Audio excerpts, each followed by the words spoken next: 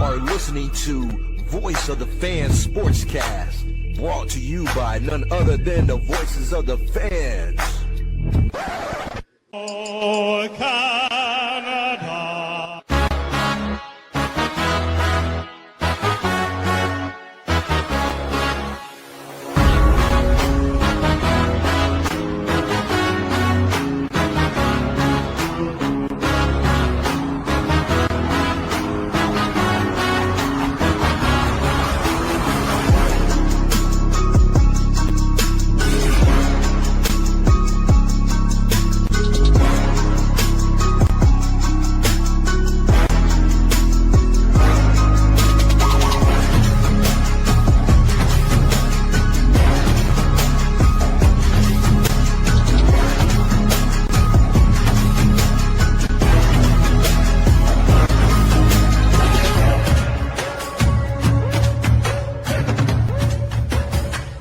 This is Tuesday, the 28th of April. I'm Randy Coure with another edition of Voice of the Fans Canada. Hope all is well, and thank you, as always, for joining us. Be sure to hit the like and subscribe at VOF Canada. Thank you so much for watching us live on YouTube, or if you have downloaded tonight's episode via your favorite podcast catcher. It is all about basketball, of course. The NBA playoffs is in full swing, and the Roundtable has assembled, as always, as most of the time, more so always. Neel Katarey is here. Neel, how's it going? Good, Randy. Excited about this suddenly series we got going after a dismal start. Yeah, it was a dismal start for us, and I don't know if you can see, I'm rocking the Danny Green 2019, hoping for the good karma, but I'm sure our third panelist will hope that will not be the case. He is a talented broadcaster who, despite not being in the state of Ohio, is all things wine and gold of the Cleveland Cavaliers. He goes by KapNoKap, Jocquan, Daley, Kap. Thank you so much for joining us, man. How are you? Appreciate you. Thanks for having me. Man, RC, has been a minute. We here, man. We're gonna talk basketball. It's gonna be dope. It's been a hell of a series between Cleveland and the Raptors so far, bro. I can't believe that we wasn't able to get that game 4, but we're here 2-2. It is 2-2, and we are certainly going to be talking about the series more so in depth. The Raptors were pretty invisible in the first 2 games, and certainly made a series like both of you were saying. I did want to start because it has been quite the last couple of years for the Cavaliers. They were tops in the East last season. They were really expected to go quite far last season, and big things are expected this season. Cap, to start things off, what were your thoughts of your boys in Cleveland this past year? I felt like this year, I knew that we weren't going to try to recap what we did last year, try to go for another number 1 seed, try to go for a 17-game win streak to start the season. I knew we wasn't going to do any of that. I felt like the smart thing for us to do was to kind of coast a little bit, get guys involved in the offense a little bit more, because we were going to go deeper into the bench now, bringing Tyson in and bringing Tomlin in. So we had a lot of young guys that were getting more minutes this year. Also, Tyrese Proctor, who we had just drafted. So I felt like this season had a lot of ups and downs. It was like in early goings, we were waiting for guys to come off of injury like Darius Garland and Max Strus. So it was a little bit of a slow start, just trying to get reliable scoring from somebody outside of Donovan Mitchell, it felt like, for the first 40 to 45 games. I feel like we kind of sat in that 4 through 6 spot all season. Like, at one time we did have the 3rd seed, but it really did feel like we were going to be playing in that 4 or 5 spot for what felt like the entire season. And when the season came to an end, it felt like we was going to be playing Atlanta, but those last couple of seeds were literally like a game apiece. So we ended up getting matched up with the Raptors, who had a really good season as well. Like, you guys had a really, really hot start. And the East has always just been like wide open all season. You feel me? After the Pacers getting hurt and what felt like the Celtics were going to take an off season with Tatum being out, it felt like we was going to have like a season where it's like anybody's race for real. And I'm glad the Cavaliers were able to kind of keep themselves above water and get themselves a top 4 seed. I really wish we could have got like a top 3 seed to kind of like showcase ourselves as one of the top teams, but being a top 4 seed, I feel like is good. Yeah. We made the trade we needed to make. Yeah, and it was quite the trade as well, and we're going to get into that big trade in a minute. And you mentioned about the East being so wide open. Of course, Tatum goes down, Lillard goes down, who was a part of the Bucks at the time, and then as you mentioned, Tyrese Halliburton. And it is kind of hard to believe that it's been 10 years, 10 seasons, I guess, since Cleveland won that championship. And there were some lean years after LeBron and Kyrie left, but it's really safe to say that the Cavs have recovered, if you will. I mean, like, how would you describe the rebuild after that championship season? Because they had a major overhaul on their hands. I will say it was definitely a roller coaster ride. We went through our fair share of coaches in that 10-year span. I think we went through around like 4 or 5. The ones that really like you really remember is like you had JB Bickerstaff, who was there for a few seasons, and when we really started getting things together, I remember like originally we had the duo of Colin Sexton and Darius Garland, who I was really high on, and I feel like the first moment where I felt like a shift in Cleveland was that game where we played the Nets and Colin Sexton gave Kyrie 42 points.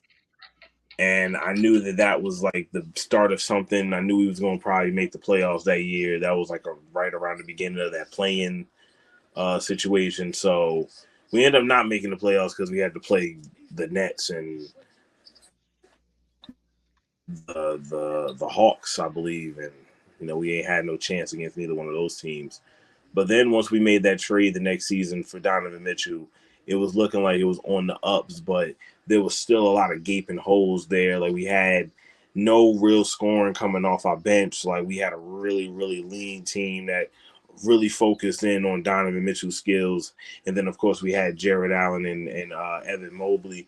But, like, we really didn't have much else outside of those 4 guys. And over the years, we kind of tried to build the team out, getting guys like Strus and Sam Merrill. But then once we made that trade this season for James Harden, and then also getting Ellis and Schroeder kind of fleshing that bench out a little bit, getting shifty guys that can play make and play defense, I feel like it did open up our offense a little bit more, and it helped us be a little bit more grounded on defense to get back into transition to get easy buckets, which is where we're usually at our best.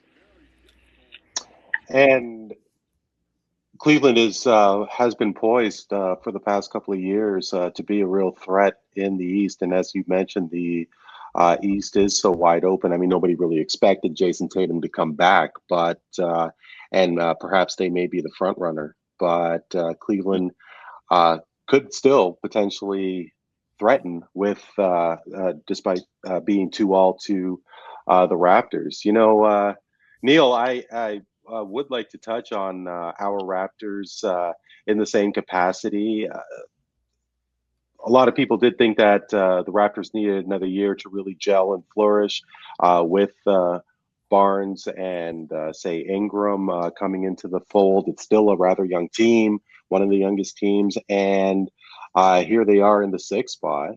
I personally did think that that being in the play-in would have been a failure, if you will. I was expecting them to be in the top six, and they seem to be clicking to some degree. I mean, I'd love to hear your thoughts. I mean, I could personally share what they may be missing, but all in all, I thought the Raptors had a really strong regular season. I agree. And that is relative to expectations because, the Cavs, as Cap may agree with, the Cavs had a totally different goal, or say, their goal was finals or bust this year. All the moves they made were win now moves, let's just say. And now the Raptors, we did not have, we also had win now moves, but our goal, we knew we were not going to compete for a championship. At least that wasn't the thought preseason. We picked up Ingram, and Ingram has turned out to be a pleasant surprise despite how he's played in this series. And, this was always going to be a year where we determine who is really going to be the future of this team.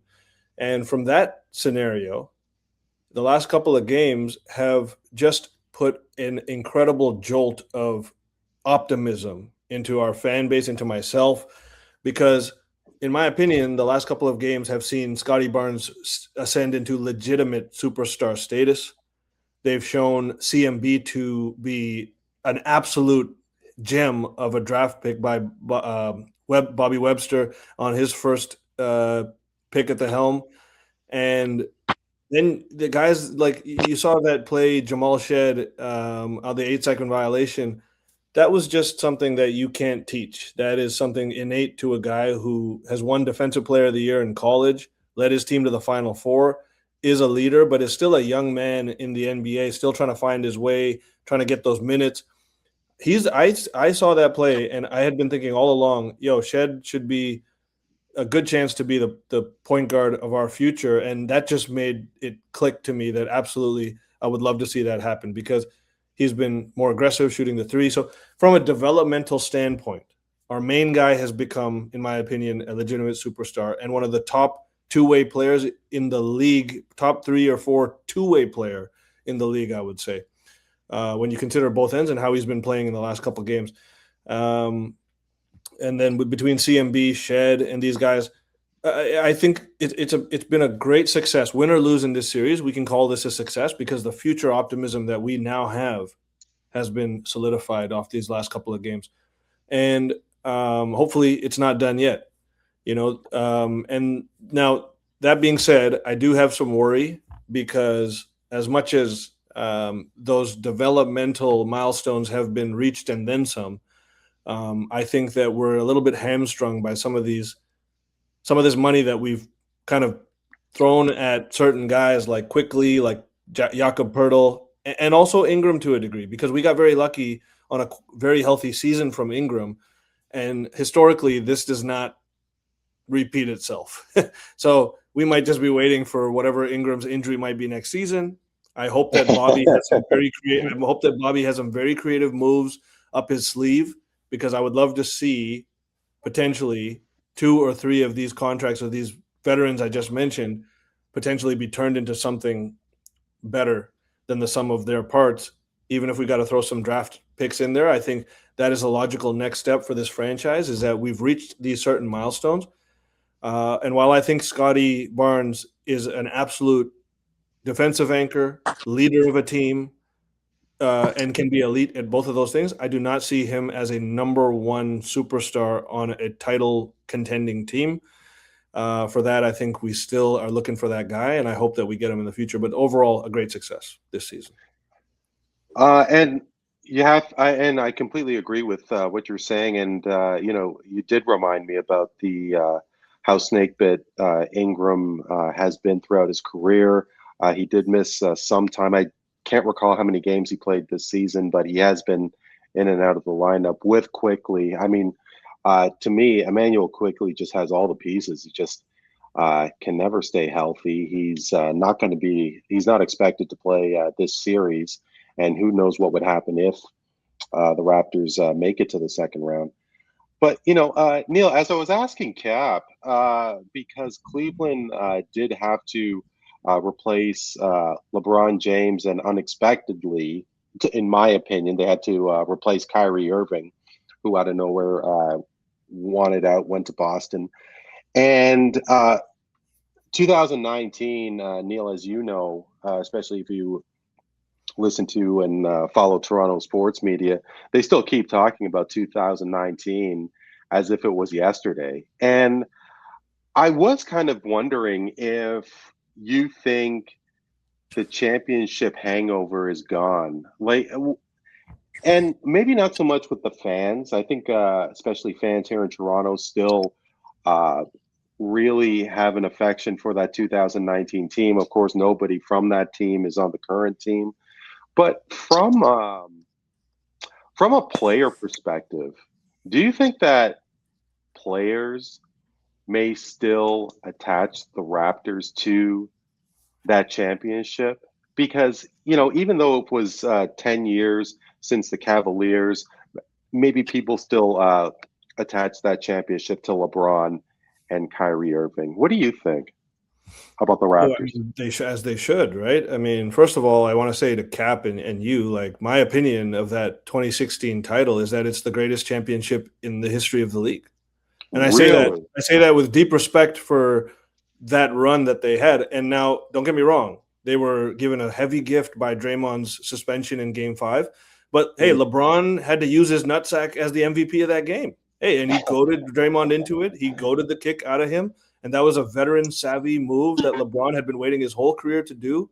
And then he turned Draymond into one of his best friends. Now, what is that for a mind trick? A Jedi mind trick right there. But no, I do think that was probably the greatest championship. And that's why I give LeBron a lot of credit. Whenever people say Michael Jordan versus LeBron, my pick is still Michael Jordan. But I always tell people, but LeBron had the best championship out of them too. But that being said, I think Dirk Nowitzki's 2011 run is the greatest individual player run in history. But that Cavs championship is one of the. Now, what I'll say about the Raptors is that, look, man, just like Cap knows, that was the Cleveland's first championship of all time. 2019 was our first championship of all time. That never goes away from the fan base.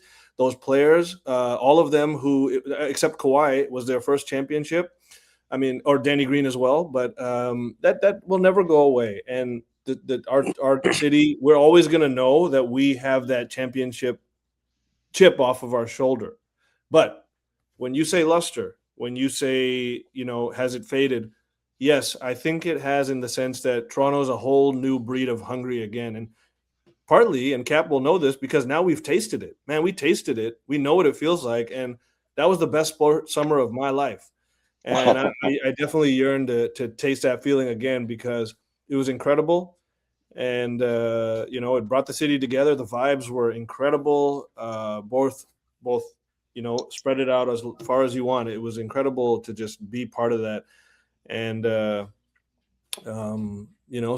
in that sense, it'll always be with us. But in a new sense, there's definitely a new era here.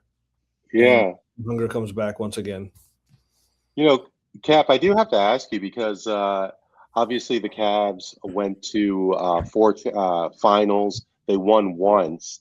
Mm-hmm. But how – I don't know if easy is the right word, but, I mean, how accepting were Cavs fans like yourselves in 2017 and 2018 going back to the finals to face those same Warriors and lose out? I mean, 2016 must have helped by winning that championship, and because I still haven't got over what happened with the Jays last November. So I mean, do you think that what was that time like for you? 4 finals in a row for your Cavs. It's funny enough, as much as 2017 and 2018 hurts, and especially 2018 with that being probably Bron's single greatest season to not have an MVP next to it.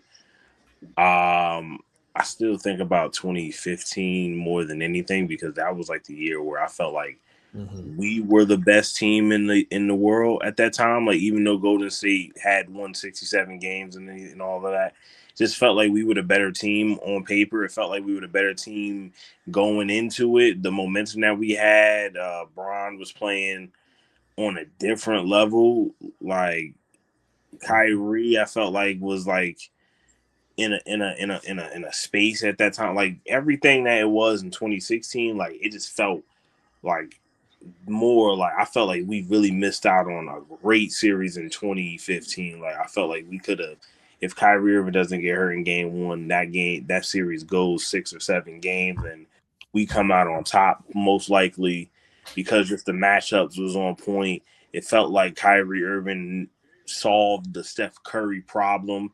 Like he knew how to guard him at that moment in time. He knew what he needed to do in those situations. He had got 2 really big blocks on him, one in the fourth quarter and one in overtime, that really like set the tone for that series where it felt like we had a chance. So like that's the one that really like is bitter for me because it's like how people say in 2016, if this happens, the Golden State wins that. I feel the same way with 2015. Like if Kyrie's knee doesn't shatter, we're talking about a whole different series. And, and I want to add on to Cap. It's so funny that you say that because I always relate the Raps title in a way to that 2015 Warriors title because people talk about the Toronto championship. They throw dirt on the name of it because, KD wasn't playing.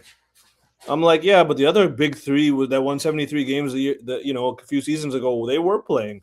And if you're going to talk about Raps wouldn't have won if KD played, then I'm going to be quick to remind you that Kevin Love and Kyrie were injured for that finals in 2015, and they would have beat your ass if that Cavs team was healthy. So in that sense, I do think that is the case. I agree with you that was unfortunate luck, and the Cavs would have won that series, in my opinion. And the Warriors kind of had to get their first championship, just like the Raptors did, with a little bit of injury luck.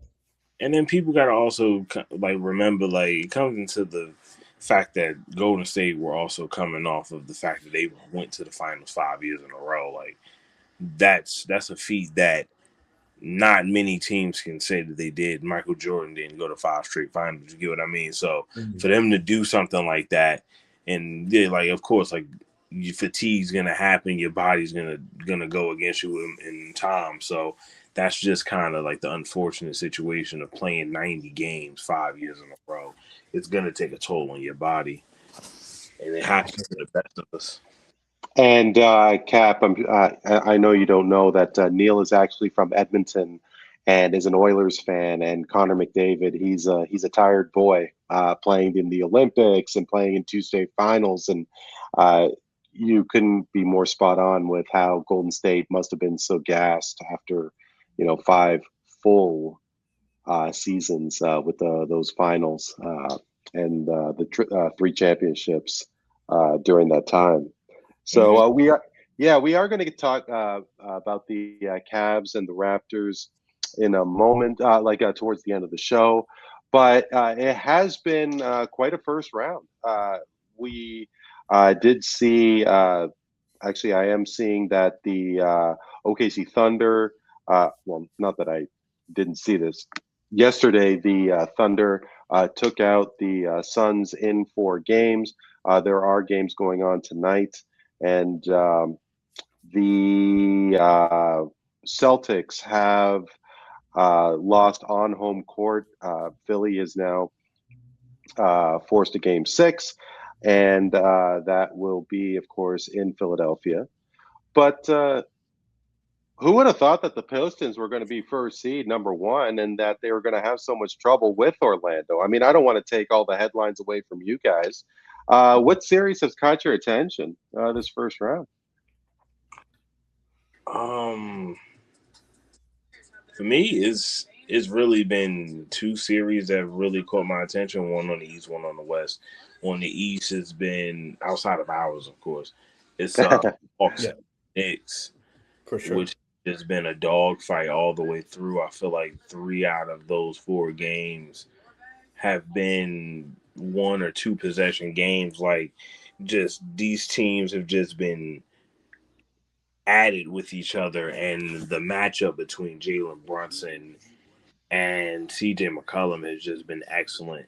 Both guys have just been able to find ways to score on each other, and neither one has no style of defense to be able to stop the other. So Exactly. it's just going to just be tick for tack all day, every day, Yeah. because both those guys are cones. And it's just been a great coaching battle between Mike Brown and Quentin Snyder. So I've really enjoyed that series. And then, of course, on the other side with the Western Conference, it's the Nuggets and the Timberwolves. Despite all of the controversy with this series, starting with Jaden McDaniels calling the Nuggets out and then showing them up with a flawless 20-point game the very next game. And then them guys going up 3-1, Ayu Desamu dropping 43. And then now you have the situation where Anthony Edwards hyperextends his knee, and Dante DiVincenzo tears his Achilles, so he's going to be out for some time. So now you're sitting here with a series where it's now 3-2. The Nuggets have a little bit more momentum. Jokic has finally kind of found something. Like, I can't really say he's found his stroke, because like he still didn't have a perfect game, but he had a triple double in 3 quarters, 27 points, blah blah blah. It's Jokic. Like, he's gonna eventually figure it out. But like the way he played in those first 4 games was really, really telling. He really wasn't able to get much going. And off the strength, like those first 2 games, like game 1 where they won, and game 2 where they had the 20-point lead and then lost it, that was really off the back of Jamal Murray, because Jokic really was getting clamped up by Rudy Gobert, and in game 3 was even worse. They couldn't do anything against them guys. So what I've really seen here is just a tale of unfortunate circumstances for the Timberwolves, because I really do feel like they was going to win this series. Like, I had the Nuggets winning the series to begin, but the way that they're playing right now is just really disappointing, because I did feel like they had a chance to do something this year, getting Bruce Brown back, bringing some guys around Jokic. But I'm noticing that they're really missing the presence of Michael Porter Jr. right now.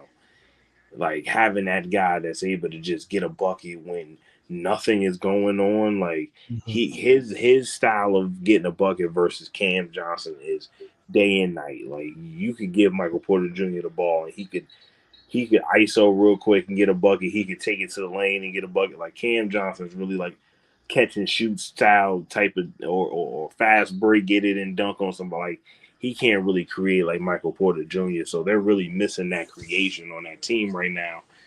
And it hurts, because you thought that the Nuggets would be one of those teams, and they don't look like one of those teams. For me, I agree with Cap on the East, because the the Knicks and Hawks series has definitely been, in my opinion, outside of ours, of course, the most compelling series. Because, one of my favorite things about this playoffs, and last year's playoffs was incredible. The NBA is one of as I think there's no other league like the NBA that makes a leap from regular season quality to playoff quality. There's no other league. There's less of a leap. The NBA regular season has become a little bit of a, flawed product, let's just say. But the playoffs have stayed on point every year, especially last year, this year have been incredible. And so one of the things I've loved the most about this year so far is that these grizzled veterans are making some seriously iconic moments for themselves. You talk about CJ McCollum. I have loved watching CJ in this series more than since that series he went against Jokic in Denver in 2019 when we won in the championship. He was dominant in that series. That was the best he'd ever played. And now to have this kind of moment where he's kind of looking like that, throwing it back, hitting 2 game-winning shots in this same series in the first 3 games is just unbelievable. The way he was, just like Cap said, him and Brunson just hunting each other, basically. All the other guys standing around, they're just hunting each other. But for a lot of the series, and so I've loved that. And on the West, on paper for sure, Denver and Minnie was the best series on paper, but partly because some of the games have been lopsided, partly because the late second halves. I haven't caught some of the second halves, but I have watched a lot of the Lakers Rockets series, and I've loved the grizzled veterans making iconic moments thing again in that series. Number one, on the negative side, you got KD pulling his usual stunts, out for some vague reasons, not even sitting on the bench to support his teammates. I mean, there's no excuse for some of the ways this guy acts. I personally think KD, and at me if you want, but I personally think KD is the most overrated high-level superstar in the history of the game.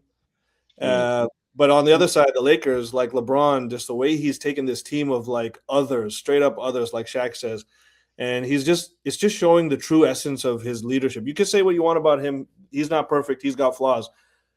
He's showing some elite high-level leadership like I've not seen in this series, just directing at his age, putting up monster stat lines. And then Marcus Smart as well. Like what I saw from Marcus Smart in game 3, man, was, easily one of his best games that he's ever played. And he's supposed to be halfway to washed up by now. So is LeBron, so is CJ. And these half washed up guys who to a degree are being written off, they're having elite playoff moments that are just incredible. And it's been probably my favorite thing to see. I think the Lakers, if they get Luka and Austin Reeves back healthy, makes the OKC matchup a very, very compelling. I still give OKC a 70% chance to win that series, but the Lakers, they could surprise because LeBron is that guy. And it feels like he's playing with house money now, and he just is enjoying this moment and not feeling as much pressure, it almost feels like, and it's helping his game as a result. So that's what I would say about the compelling nature of each series on each side. I mean, there's a few things to unpack here, and I guess we'll start with Denver, Minnesota, because I don't know, Cap, if you're a betting man, and Neel, I don't know if you had thought about this, but when DiVincenzo and Ant went down, were you intrigued to put some money on the Nuggets to ride this out and win in 7? Because yeah. I mean, that would have been where a lot of people's minds went to, I'm sure. yeah, And well, Ant and DiVincenzo out, down 3-1. You got Jokic, Murray, Gordon's out for them. That's a big loss. But I mean, right. If any team could do it, it's like, well, here's one of those times you see if the wave goes high. Yeah, because I mean, who knows if Minnesota could even make it close? But it seems that they're going to have the injury bug hit them hard, and yeah, it's a shame. Yeah, it is. And It's a shame because Minnesota was playing so impressive, and to have this luck, if Denver wins, it's definitely tainted. It's definitely tainted. It's not a real 3-1 victory like the Cavs in the finals or a couple of other teams that may have done it. But that being said, I still think Denver is the more exciting matchup to go against San Antonio. So the NBA is still going to get a great second round series out of it. Yeah, very true. Very true. And it is also funny that the last team to do a 3-1 comeback is the Nuggets, and they're now sitting in this situation where they damn near have one on a silver platter. And it still comes down to Game 6. If they let Game 6 stay too close, I'm not really sure if they'll be able to ink it out because of the fact that you have guys like Desamu, Naz Reid, Julius Randle that can go off at any given moment, and if you let them take your chain, they're going to take it. So, Naz Reid especially, I think Naz Reid has the capability to have like a supernova game, as much as Ant does. Like sometimes Naz Reid, he just goes crazy and just a very streaky shooter, streaky player in general, good player, really good player. But it's a lot to ask for, but if they got a lot of great others on their team. I'll say that. I just want to say this. I'm trying to figure out what is going on with CJ McCollum. He has been terrible from the free throw line. Like he has not been able to hit free throws this entire series. Like, he missed 2 earlier on in this game.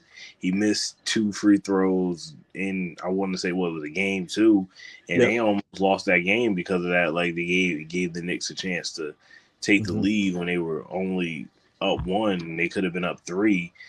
And it's just like this team as a whole hasn't really been shooting the free throws too well, and that's a problem. Like, if you want to try to go far in the playoffs, like, you can't be missing free throws if you think you're going to try to go for a championship. No, every possession matters more keenly than it is as a regular season, and so free throws are like even more important because there's less possessions you can play around with in the game. So free throws just take on a superiorly heightened sense of importance. Exactly. You don't want to be playing against a team like as do turnovers. Absolutely. Like OKC and then not being able to hit free throws because they're not going to leave any. Because you're losing the turnover battle. Exactly. To add to it, Cap, CJ 2 for 9 from the floor, 0 for 3 from the free throw line. He's a minus 15 this evening, and the Hawks Knicks, they're about to finish the third quarter. Hawks are down 19, so they do have some work cut out. Atlanta does, but they have surprised. I don't know if you want to call it surprise, with the series tied at 2, but I really did think that the Knicks on paper had a pretty decent team, and with Atlanta, it's just a bunch of lunch bucket guys. I mean, I don't really know. You guys correct me if I'm wrong here, because I don't see that go-to guy. And to start, I mean, did you think that Atlanta just was not respected enough by New York? I mean, did you think that they had caught New York off guard, or was it simply New York didn't respect them when the series began? I think it might have been a little bit of underestimating them, but it also was the fact that New York didn't get much offense from Karl-Anthony Towns in the first game. The second game didn't get much of anything from your guys and like Mikal Bridges, Deuce McBride. Like, those guys didn't really get nothing going in those early games, and it was really down to Brunson. And it felt like Atlanta just kind of got something clicking. Like, not only did CJ McCollum really get things clicking after New York kind of called him out in game 1, but they also have Nickeil Alexander-Walker, who just won Most Improved Player. He had a lot of momentum coming into this league. He's averaging 20 this year. Jalen Johnson had a lot of noise. He was making a lot of noise with the triple doubles. He was kind of leading these guys. Dyson Daniels being one of the young upstarts and being a really good defender. He kind of has to get something going on the offensive side, kind of fixing that jumper a little bit. But when you look at this team, they do not have that one guy, the guy that they can look at and be like, take us to the promised land. But they have a lot of young, active players that any given night could go for 25. Jalen Johnson could give you 20, 10, and 10 any given night. Dyson Daniels could give you a 15, 8, and 8 type of stat line. You have Jonathan Kuminga coming off the bench, who's giving them good life. He had 21 points a couple games ago off the bench. So it's like they have a really good young team with a lot of different pieces. Something like the San Antonio Spurs, they're just missing their Wembenyama. You get what I mean? Like, they're just missing that one guy that puts them over the top. But I mean, that's why I say that that's why Atlanta's my favorite fit for a Giannis trade, man, because Giannis seems like you could argue that they're the best fit in the league for him from a ready to go perspective. Some people might say Houston, but I don't think Houston has enough shooting to support Giannis. And also they have guys like Adams and Şengün and whatnot. Even though Şengün would probably be in that deal, but I mean Atlanta with Giannis, man, and they got Okongwu now shoots threes. So he's a center, but he's hit this season more threes than in all his past 5 seasons combined. And he's, I think, doubled the number of the last 5 seasons combined. He's made 75 to 85 threes in his career before this year. He made almost 150 this year. And so you got that. Jalen Johnson is a decent three-point shooter. He can get better. Nickeil Alexander-Walker, we know what he does on the three-point line. And then you mix and match with, let's say, Dyson Daniels and CJ McCollum have one or the other, depending on if you need defense or offense. And Giannis would do great things in Atlanta, man. I got to tell you. So it feels like Atlanta's making the right step. They had a bad start to the first half of the year, and they were on fire for the second half. So that is what you want to see. You don't want to be hot for the first half and cold for the second half. You want to be hot in the second half going in the playoffs, even if they lose the series. And mind you, they won 2 games by 1 point each. They've lost 3 games now and looks they're getting blown out again. They've lost 3 games in blowout fashion. The 2 they lost were CJ McCollum miracles to a degree. But Kuminga even is playing excellent for them compared to what he was doing in Golden State. So they've made good moves, I think. Trading Trae Young was a great move. Getting Kuminga seems like a good move thus far. And the trifecta on that good move sort of trilogy would be Giannis, in my opinion, depending on what they have to give up for him. I think they're as ready-made as they can to take advantage of the end of Giannis's prime, which I do think he's on the downslope because of how he plays, his new injury bug, and kind of he's a guy that I always saw was going to have a better first half of his career than second half. And he's already got the MVPs, the championship, all that stuff. The second half of his career, in my opinion, is going to be one where he still plays a great role, but he doesn't carry a team like he used to. And Atlanta's got the team that could, I think, be a win-win for him. So I like what they're doing. They're going to lose this series. New York, as for all their problems, they're a better team than Atlanta right now. But I think Atlanta's got an amazing future depending on 1 or 2 moves that could put them right in real contention. And if they have the draft capital, then there's no reason why, because you'd have to think that Milwaukee is looking toward the future and would need He's getting traded. Giannis is getting traded. It just depends on to who. And if it is that way. It depends on what assets they get, how many draft picks they're able to get. I think that's really what the Milwaukee Bucks are trying to figure out. And speaking of draft picks, how do y'all feel about the chances of Milwaukee getting a top 3 or top 4 pick this year? Because this is one of those drafts where they feel like it's going to be really, really deep. And if Milwaukee goes and gets one of those game-changing guys, like who's to say Giannis doesn't like teaming up with Peterson or AJ? Hey, Randy knows this. I'm quite the conspiracy theorist when it comes to the NBA. But I will say that, teams lately with superstars in their prime, when they trade them, seem to get the first pick in the draft more often than not. Know what I mean? So, maybe, the conspiracy theorist in me tells me that, Milwaukee may be influenced to go a certain direction, even if that's within the East or division or whatever. And maybe they'll get something back out of it. Maybe not the first pick, maybe a top 3. We'll see. They get a top 3 pick, though, and Giannis gets traded before the draft. Remember I said this? Facts. If it happens again, Neel, then because I'm still thinking, I don't know how I could prove that this is a fluke. With Anthony Davis getting shipped out of New Orleans, and then New Orleans gets the first pick being Zion, then Doncic gets traded, and then Cooper Flag gets the first. Dallas gets Cooper Flag first overall. There's probably the whole thing with Patrick Ewing all those years ago. I really hope that the NBA isn't trying to do Milwaukee as solid like that. Don't forget Cleveland and Chicago getting a number 1 pick and picking hometown boys and LeBron and D Rose. No, that's true. Very true. It's funny you bring that up, Randy, because I was just thinking back. I think the first real tank job that people didn't even realize maybe it was a tank job because tanking is so prevalent now.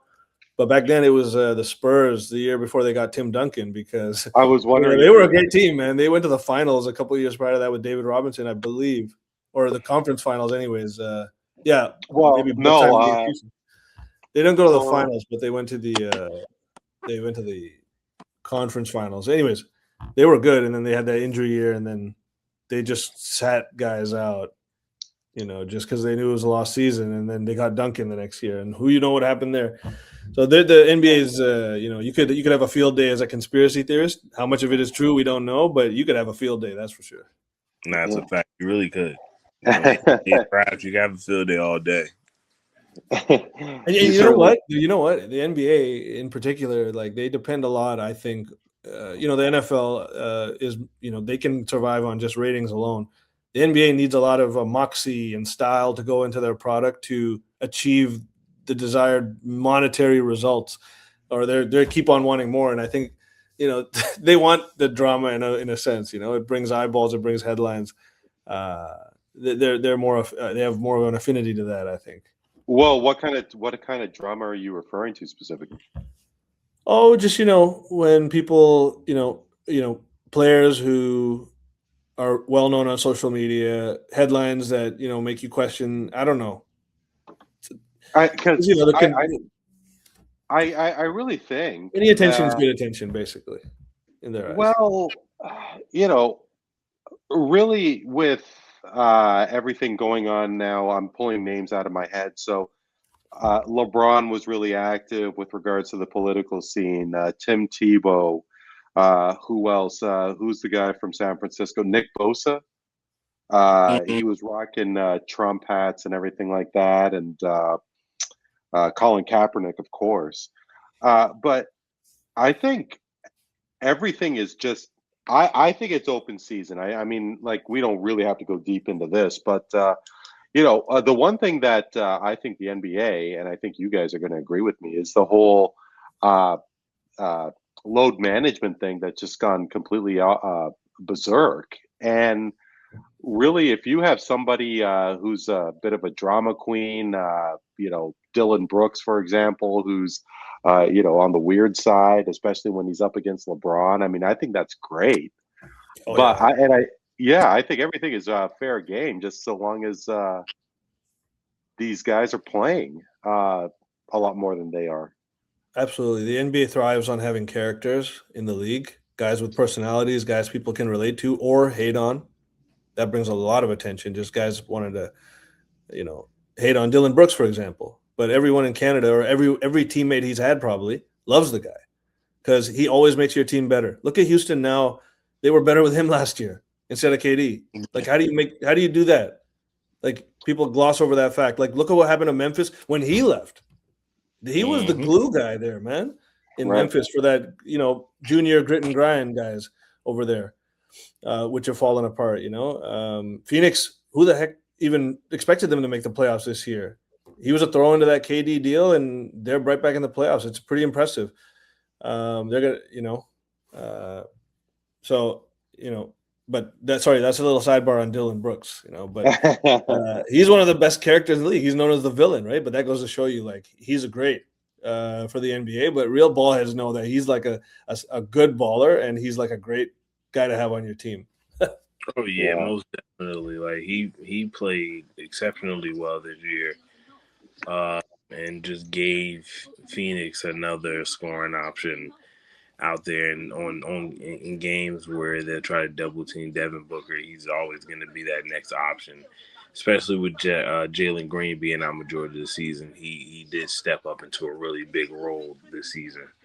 So shout out to Dylan Brooks.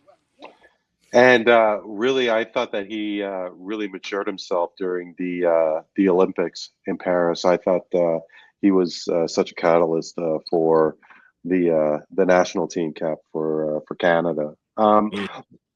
Before we get out of the East here, I wanted to ask about the Pistons. And I don't know what you guys thought. I sure as heck didn't think that they had the ability to claim top spot in the East. And yeah, sure, they're having some trouble with the Magic right now, but how much of a surprise is Detroit? And whatever happens this playoff, do you guys think that it is going to last and that Detroit really has something here? I think they have something for sure. But I kind of expected that I didn't expect this necessarily for Orlando to be up 3-1. No, I don't think anyone did. Right. But I Absolutely. always, just even from I went to a Pistons game this year. I've been following them. I love Cade Cunningham. I think he's an amazing player. A lot of the guys on their team are solid, but a lot of the guys on their team are offensively challenged. And so they got by on playing hard. Bickerstaff had them all like gunning all season. They had a point to prove that they were a great team, but they were trying to win a lot of games in the regular season, and they can when you go against guys who don't have the same competitive spirit as you do that game, aren't better on defense than you are. That gets you through a lot. When you get to the playoffs, though, it doesn't get you far enough when you are so offensively anemic that you give the other team, who's also a poor offensive team, an equal shot. It may seem, because say what you want about Orlando, but they were kind of the opposite of Detroit. They were the ones that had some hype as well preseason. They had a very, very, very bad regular season by their preseason standard relative to that. But now they're healthy. They, got sunned a couple times in the play-in, or at least, once there by Philly, and they had a bad end to the regular season. But then they just turned it on and have been looked great almost on a drop of a dime. And that's dangerous. That team has a lot of good players. And, but I do think Detroit, they are a move or two away from being a really great team, because they have some really nice pieces, some guys who have come up very nicely, like Thompson, another offensively challenged player, mind you. Duran is a great player, but again, he's been limited in this series. So they have questions, but I think that there's a good chance that they have a bright future. So it'll last, but it's definitely a bad start, and it exposes them in their holes a little bit, or a lot rather. Orlando is. Mm-hmm. Yeah, over to the West, guys. We already touched on the Nuggets here.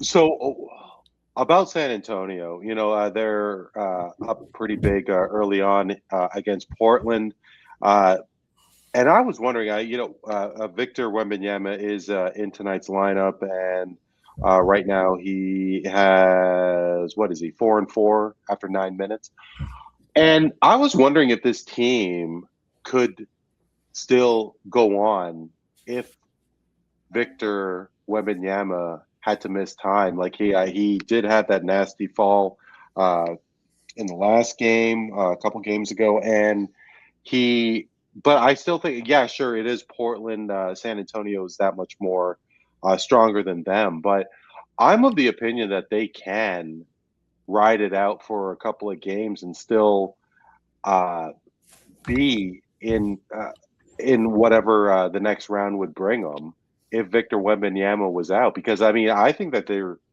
the front runner to win the whole thing. What do you guys think?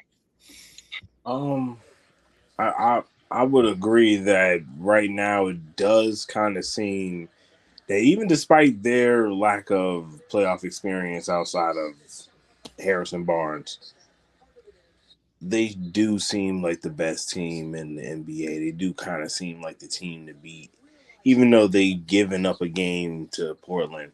But I feel like that game was an anomaly, and that also was the game where Victor left and Scoot had an amazing game. But I do believe that this team is just really gifted all around. The guard play, as I literally see them go on the fast breaking, Dylan Harper getting the and-one dunk. These guys play basketball the right way. It's flawless ball. It's fun to watch. It's just the fact of, it's kind of like what we was talking about earlier with the Atlanta Hawks. I can see them giving teams hell without Victor, but I don't really see them winning those series without him. But I could see them beating any and everybody in a series if it came down to it. And I was having this conversation earlier with my cousin, and we were talking about the fact that they just had every style to be able to stop the Thunder. They got the guards to surround Shea and make him uncomfortable. Wembanyama literally wakes up to give Chet 30. It's just there's really nothing they're going to be able to do to stop this team, because when they match up, they shoot the 3-ball better than them.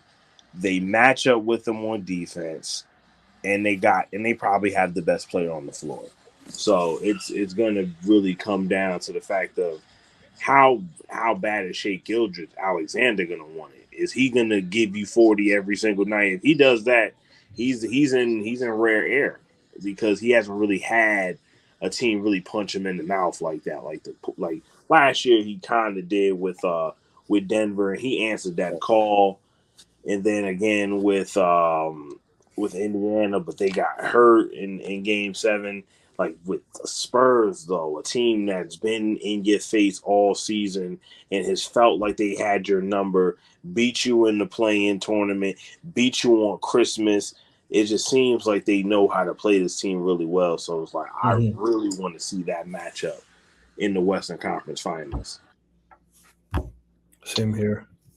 And it is really impressive considering how the Spurs were, 13th in the West last year. And here they are. Of course, the big trade for De'Aaron Fox. And there they are, the Spurs, threatening to take it all. Before we get into the big series, according to the three of us, how much of a threat could the Lakers be if Luka Doncic comes back? I mean, LeBron James is obviously LeBron James, but LeBron James is still 41 years old. I mean, I don't really see Austin Reeves being any part of a big three unless if he's with these Lakers. Like, can we take the Lakers seriously?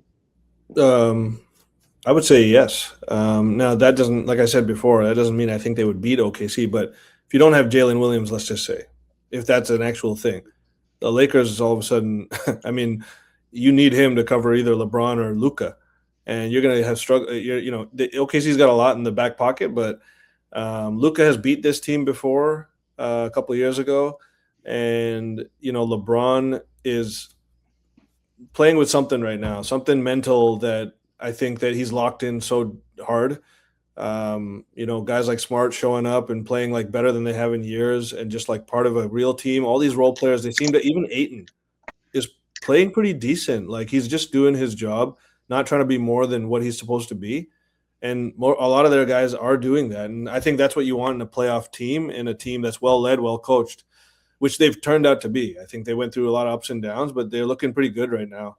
Luka certainly will not help their defense.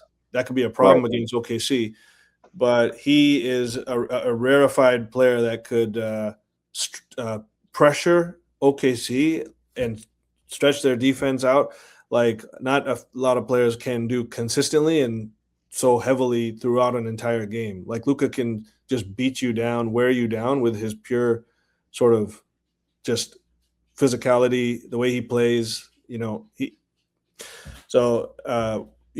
would say that would be a really fun series to watch. And again, that's one where I could, see it being more of a struggle for OKC than one might believe. Cap, what do you think? Do you think are you on the same page as Neel? Nah, I'm not. To be real, I feel like despite what the Lakers have shown, the heart, the spunk, Marcus Smart playing a rejuvenated role. It feels like LeBron James turning the clock back. Even if they get Luka Doncic back and Austin Reeves back, I really don't feel like they are a match for what the OKC Thunder have because of the fact that their big men are going to be able to do whatever they want against DeAndre Ayton. And outside of Ayton, you don't really have too much reliable big men options. I'm not really a high fan on Jackson Hayes. And I just don't really feel like they're going to be able to rebound the ball well enough to give the Lakers more possessions. Would they be able to shoot with those guys? I'm not sure. It depends on how Luka Doncic is playing. He is coming off of a hamstring injury, which is going to have him like lingering a little bit. So it's just like I feel like it's too much of an obstacle for anybody to overcome, especially a 41-year-old LeBron James. Mm. I guess my main thing I was trying to say is that when you take OKC and you take, other than let's say San Antonio, you take all the other teams. The Lakers, because of the mental game that some of these guys are showing right now, even if it's surpassing their actual skill level relative to OKC, I think they're just one of the teams that has that like outside shot to upset OKC in some weird way that was sort of unexpected. Their chances is higher because of that it factor that sort of supersedes God-given ability at your stage of your career put together with this team. Because OKC is in kill mode right now, beast mode, whatever you want to call it. They're top of the food chain and in their prime kind of thing. A lot of them not even in their actual prime, which is crazy to think of. So they're going to be around for many years. And OKC, I would say as well. San Antonio doesn't. They have a better shot than LA for sure, but I still give them only like a 40% chance against OKC, despite what the Spurs did in the regular season. A lot of times that necessarily isn't the scenario was what you're seeing now.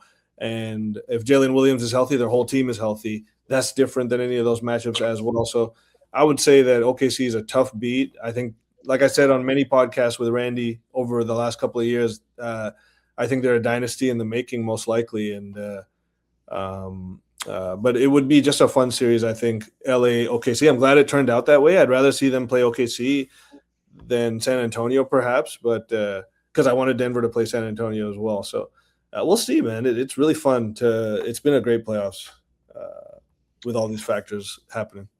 And it seems that a lot of the action is in the West. Game 5 for the Lakers and the Rockets will be tomorrow. And also tomorrow, fellas, Cavs and the Raptors. And, Cap, I got to tell you, when the James Harden trade went down, I don't know if I was the only one, but I'm sure a lot of people were wondering what the hell was Cleveland thinking, because James Harden, he wore out his welcome in LA. He wore out his welcome in Philly, Brooklyn, and he seems to be doing quite well in Cleveland. And I personally did think that there were some questions for the Raptors and some difficulty. Yeah, sure, the Raptors took out Cleveland in the 3 games of the regular season, but James Harden seems to fit with the Cavaliers. What were your thoughts when Harden was dealt to your Cavs? Oh, it looks like we lost Cap. That's a shame, because he would have loved to have heard his thoughts on the Harden trade. But Neel, what did you think? Because I, for one, always question when a team's 2 best players. Well, I don't even know if you want to put Harden in the top 2 with say a Mobley, but because Donovan Mitchell and James Harden demand the ball, like I'm wondering. I've wondered if it was going to work in Cleveland, and so far it looks like it has. You're talking about for Harden, or yeah? Well, for Cleveland, Harden and Cleveland altogether. Man, I don't know. I think it's tough to say because he hasn't looked that good in the last couple of games. Well, that's true. Refs have been doing a great job on him in Toronto, at least. And I don't know. I guess they really soured on Garland's injuries and stuff, but Harden's never been a guy that takes you over the top in the playoffs, especially not at this age. So, I could see it, working out, but he's so defensively challenged, that I don't know. We'll see what Game 5 looks like tomorrow. Cap should really talk about it because he's got the Harden, that feeling that Philly fans, Houston fans, Clippers fans, they've all felt. He knows what playoff Harden is before this guy finishes his first series with Cleveland. So, the pressure for a Game 5 performance is definitely, I'm sure he can speak to it. I would say, Game 5 is going to be a weird one especially coming off of the 2 games that we had, because I feel like in Game 3 and Game 4, those were 2 games that were winnable games. Game 4 to a higher extent because of the fact that before the play from Sheed that caused the 8-second violation, we were on somewhat of like a 10-0 run, mainly through Donovan Mitchell's heroics, finally getting himself going, getting some offense going, and kind of finding something there. And then, we just wasn't able to hit any threes. Of course, I feel like we're going to be able to hit threes at home. We were hitting them in Game 1 and Game 2. So that's something that I'm expecting. I'm expecting the threes to drop. I'm just wondering if we're going to be able to stop the Raptors from getting those easy buckets going down to the lane that they were able to get in Game 4. Especially when they're not able to hit their shots. They kind of just try to find that easy drive to the lane, and that's good hard-nosed basketball, and we have to be ready for that. We have to play a little bit more tough with this team. And despite knowing how James Harden can get down in most series, knowing that he can have a stinker at any given moment, like he didn't have the Game 4. But I believe in the talents of Donovan Mitchell, and I feel like he'll be able to kind of stop the bleeding if James Harden is kind of shit in the bed. I would expect a Donovan Mitchell 30-point game, especially after only giving me 17 and whatever he gave in Game 3, like lackluster performances versus what he gave me in Game 1 and Game 2. So I'm expecting him to kind of get back to that. And I'm hoping that Evan Mobley or Jarrett Allen could give me more than what they gave me in Game 4, especially Jarrett Allen only giving me 3 points and 15 rebounds. Like, I'm happy that you were able to give me the rebounds, but it's unacceptable that you were not able to get no shots off for a whole 4 quarters. Like, that's the stuff that really blows my mind with Jarrett Allen sometimes. Well, and what I did want to ask, I mean, there was a couple of things because, you said that you were confident in Donovan Mitchell. Donovan Mitchell really hasn't had much of a success in the playoffs. Like, I think it's only 4 series wins throughout his career, and he's been around a while. Like, is it because of the team that he's with? Or is there something more to Donovan Mitchell that maybe he is not really cutting it in the playoffs?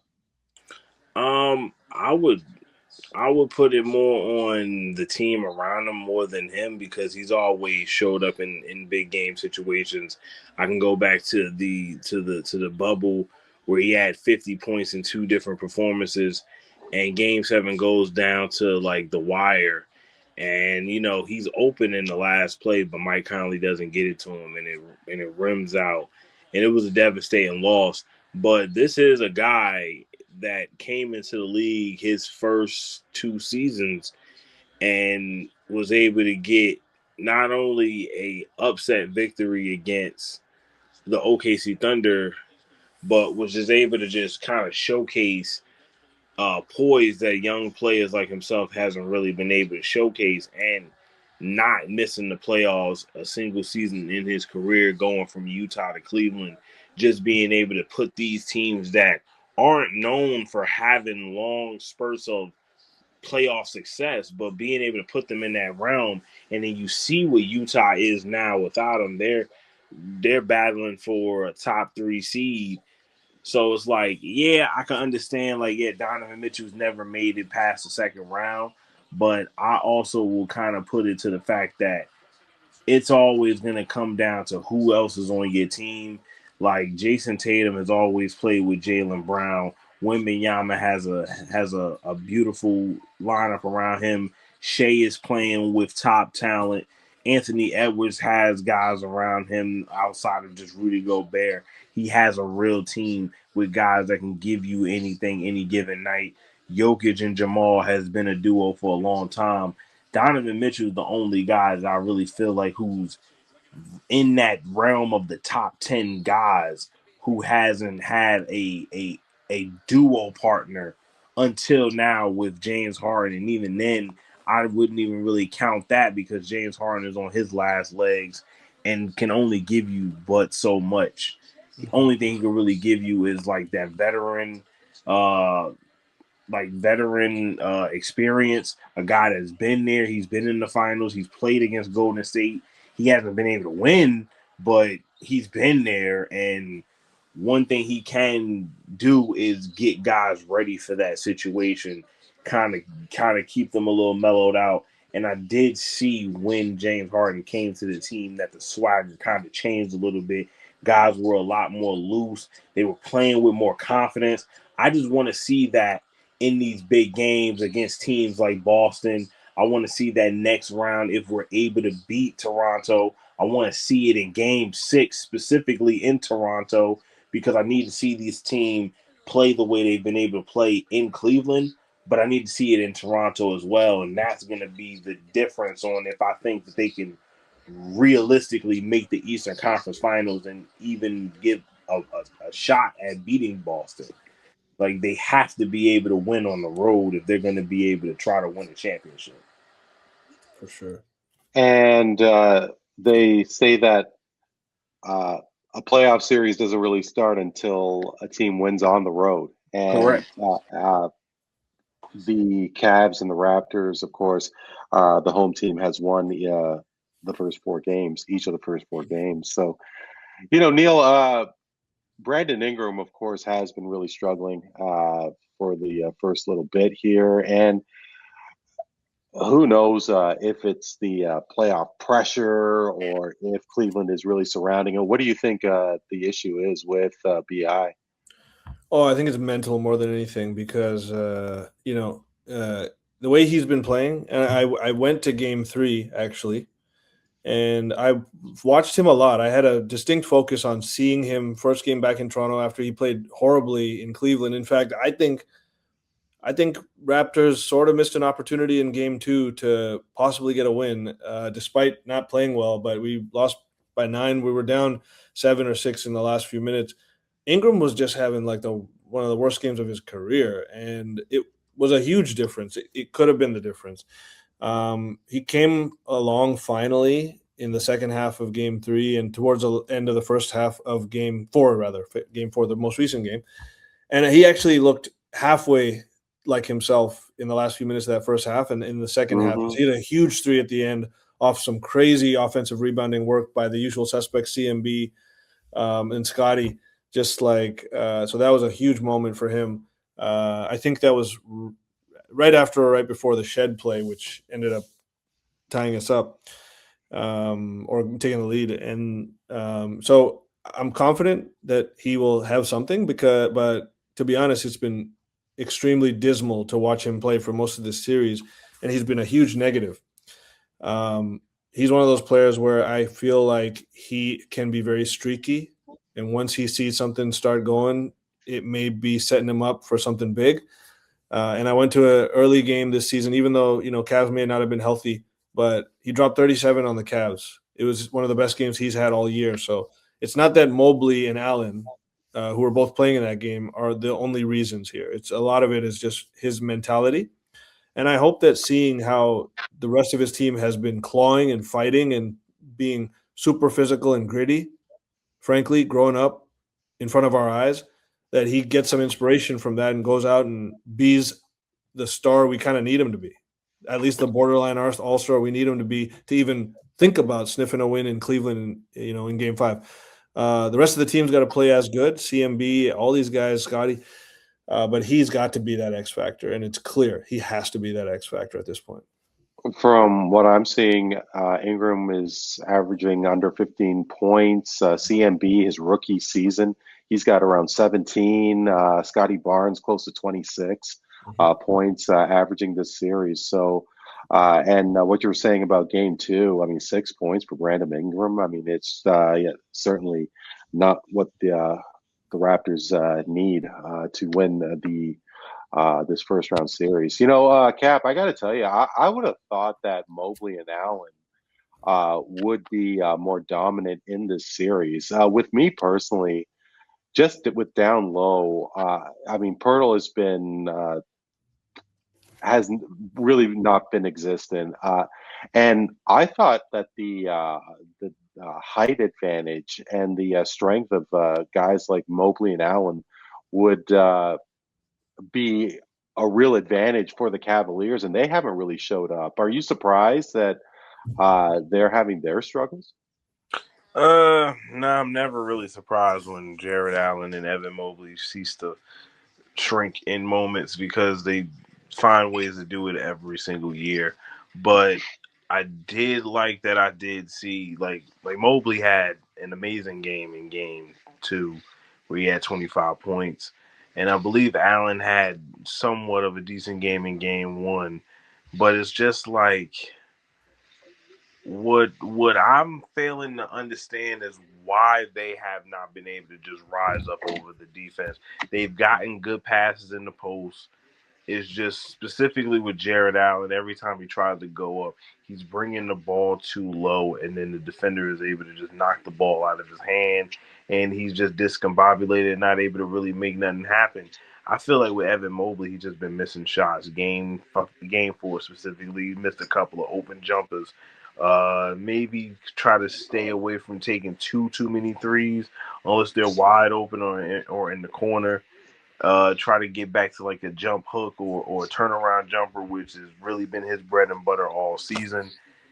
I just need him to be more aggressive coming into this game, starting in the first quarter. You got to get the ball, try to score 5 to 6 points in that first quarter to try to set the tone for the game. As long as somewhat of one or two of the big four is having a good game, I feel like we have a chance because when we're playing at home, I know we're gonna get a better showing from guys like Jalen Tyson and Dennis Schroeder and Max Strus. So it's just really gonna come down to who on my starting lineup is going to give me that good game, and are they going to continue to play that style of basketball they've been playing in that half court setting, being able to really slow the game down, take the Raptors out of their rhythm a little bit and just slow it down and get guys the ball in their spots to get easy jumpers, and then of course try to like slow it down on defense as well and continue to force the Raptors to take 3-point shots because they have not really been able to hit the 3 ball outside of game 3 where they went crazy in fourth quarter. One battle after another. Yeah. Before we get into the final segment, Neel, are you thinking that BI is going to get out of this funk, or do you think Colin Murray Boyles, for example, is going to continue to just ride this wave because he has been a real dominant presence for the Raptors in his first playoff series? Oh yeah, he's been incredible. Actually, this is just amazing to suddenly just have this guy doing this, what he's doing. And granted, to Cap's points, Mobley and Allen, they are both, I would have to say, on the softer side, which means they will wilt more like a role player on the road. They may not bring their A game. They're not really truly stars. Mobley can get there, but he's a little timid and meek, perhaps, to really have that dog. Like Scotty, the reason Scotty's a much better player than Mobley is because he has that dog in him. He's much more of a leader. The intangibles are far greater in Scotty Barnes, even if Mobley defensively is equal or slightly superior. And, offensively, I think Scotty's showing he's very, he has a lot in his bag. He's shown that this year he's going to get a lot better. But again, guys like CMB, the way that he's playing right now, I've not seen this sort of thing. He looks like kind of like a mix between like Draymond and Dennis Rodman. I'm not making that comparison to, but he sort of has that, like he's jumping up and grabbing James Harden, trying to throw a lob pass. He just jumps up straight at and blocks it. He's getting offensive rebounds like you wouldn't believe. He's bodying these veterans. He's a rookie. He's bodying these guys up. Imagine what he's going to be in 3 years, 4 years when he's already doing this. He has set like rookie records in this series. He's been a critical piece to even getting the last 2 wins, and we'll see, man, because we're riding a high here. All the pressure is on Cleveland. Ingram is due for a breakout like no one else in this series, but it's going to be very tough. I respect the Cavs, and they're very tough out at home, especially. They've proven that. I can't wait till tomorrow, man. I'm sure Cap can say the same. It's going to be amazing, man, the way the series is gone. Yeah, 90s ball. I love it. 90s ball. It's pure 90s ball. And it goes down tomorrow, Game 5. But what will happen right now is straight facts, bro. Relax.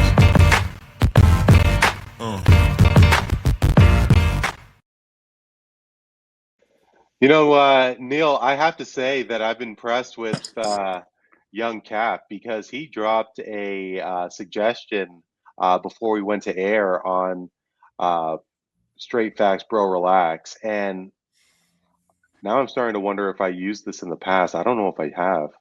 He suggested Anthony Edwards would not win an MVP with the Timberwolves. Mm-hmm.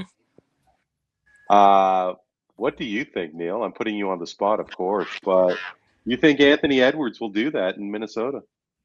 It depends how long he stays, because I do think that Edwards will win an MVP in his career. He might be one of the one-time MVP winners, but I do think he's going to win one. There's going to be 1 year where he looks like Jordan. The team's in first place. But to be honest, it's going to be tough because Wemby's in there now and Shea's still in there. He's going to be in there for a while. So maybe it is his best shot to go somewhere like to the East and maybe have that MVP year there. But so maybe it won't be on Mini. But I do think he will win one in his career. Yeah. Well, we'll see. Like you said, if he does win that MVP award in Minnesota. But Neel, of course, we were touching on the Los Angeles Lakers and what is going to happen with LeBron. They seem to be a number of pieces away, despite obviously having a guy like Luka Doncic, and they are the 4th seed this season. How much more of a drop will the Lakers have? Neel, the LA Lakers will miss the playoffs next season. Straight facts or bro relax? That's a bro relax for me because JJ Redick has seriously improved as a head coach through the course of this year. He's been a hothead that sometimes doesn't know what to do early on, but he became very poised, and his potential was showing a lot more near the end and into this playoff series. I think that when they have positive momentum, all their guys are really playing better than they have at various points throughout the year. There's not a single player on LA. Look at Luke Kennard. The guy just turned into prime Reggie Miller for a night there. He was a star of that game. He was a first star if you were doing hockey in that game, in a playoff win for a team that was an underdog. They were the point spread underdog against Houston that game, and Kennard came up. Reeves is a great offensive player. He's, again, limited defensively. Luka is too. So I think, in my opinion, they have to make a move for I would love to see a guy if somehow they could keep the same team, but they could get Bam Adebayo somehow out of it. I don't know how that would work out. I really don't. Maybe they'd have to trade Reeves or something like that. I don't know. But, I do think that they'll be in the playoffs next year as long as health permitting and assuming LeBron's on the team as well. So you're expecting a 42-year-old LeBron James to carry that team still? A 41-year-old LeBron James just dropped a triple-double or near triple-double with 30 points in a playoff win. So, I don't know how you could say that a 42-year-old won't be able to drop somewhere near that. I hear what you're saying, but and obviously LeBron James is Superman, but I don't know. And Tom Brady won a Super Bowl at 42. LeBron's probably looking at him. No, yeah, maybe I got to start eating some avocado ice cream. Maybe LeBron's doing the same thing. 12 method, man. They need it. Cap. Kudos to you for the great question on Anthony Edwards. But in hockey, the big talk of, with the first round of the playoffs is that the NHL is going through the bracket format, just like the NBA. And if, let's say, Orlando makes it out of the Knicks series, that means Cleveland or the Raptors would play each other. Ergo, you have what is it? You have Detroit. Oh, I'm missing myself here. But I mean, the point I'm trying to make is that there's so much more of an easier avenue if, say, Orlando makes it out for Cleveland and Toronto. You have the other series where you have either Boston or Philly against New York or Atlanta. It just seems that there is so much more of a tilt towards bracket format in the playoffs. You have to wonder if they are going to think otherwise and redo the playoff format for next season. Cap, the NBA will implement reseeding throughout the playoffs, opposed to what it's like now with the bracket scenario. Straight facts, bro. Relax. I think it's a bro relax because I don't know if the NBA would go that far as to flipping the entire script of the way that they have the seating, because then like I feel like if you do all that, then you probably need to go back to the divisions where you have the winner of the divisions getting a top 3 seed and kind of effectively switching up the way the teams would then be seeded. Because, like, you know, in the Atlantic Division specifically, you usually have the top teams in Boston and New York being like a 2 or 3 or 1 and 3 seed. And then in this situation, automatically Cleveland and New York would take a dive because Detroit won their division. They will automatically be number 1. Boston would be number 2. And then Atlanta would then go to number 3 because they won their division, putting New York at 4 and then Cleveland at 5, having those guys play each other in the first round versus what they're currently doing. Yeah. Because, well, no, and that's very valid. It just, if they have a 1 through 8 process, it just seems like that they're missing something by not reseeding in the second round and then see what happens. Well, what do you think about this idea? What do you think about this idea that the higher seed gets to choose who they would play in terms of the bracket versus the lowest seed? I absolutely love that. They do that in the women's hockey league. They choose. So then if whoever they choose, it immediately evokes heated response from the team that they chose. Like, oh, you want to play us? You chose us over them? Yo, let's go. And that would force the top seed to make a choice, therefore giving some fire to the seed they pick. And it would, I think, just make for an extra element of ball. Oh my goodness. That would be bananas if the NBA has this, because they do that in the PWHL, the Women's Hockey League. But I mean, there's 6 teams. So it's not, but I mean, if the NBA or hockey did that, hell, even baseball, that would be great. Let's do it for the East right now. So, well, let's say Detroit loses the series. Boston is going to win their series most likely. But Boston would choose their opponent between Orlando and New York. And who would be the third team that I'm missing here? Oh, the Raps or Cavs. So one of us, right? Yeah. Who would they choose? I mean, they may not want to even go against Orlando after what they did to Cleveland. They know it'd be a physical series. They know that they'd get banged up. There could be injury risk associated directly with playing Orlando over, let's say, Cleveland or New York. So it'd be an interesting how the teams weighed these decisions and the what ifs about if they had went the other way. And there's so many elements to it. I think it'd be a cool experiment if they ever look to shake things up. Let them choose. Oh, if that happens, that would just boost ratings so much more. That would be insane. Yeah. Cap, Thank you so much. For our first time, really appreciate you for Sure. jumping on. And yeah, good luck to your Cavs. Neil and I, we wish you. Nothing but the worst. But thank you so much. Really great to see you again, and really hope we could do it again soon. Of course. We're like a decade removed from LeBronto, so like we had to restart the rivalry a little bit. So Yeah, um, and you guys had our way. Neil, as always, thank you so much, dude. until next time, guys. For Neel, Katarey, and Jocquan, Daley, KapNoKap, I'm Randy Kure. This is the Voice of the Fans Canada. Hope you're doing well and keeping safe. We will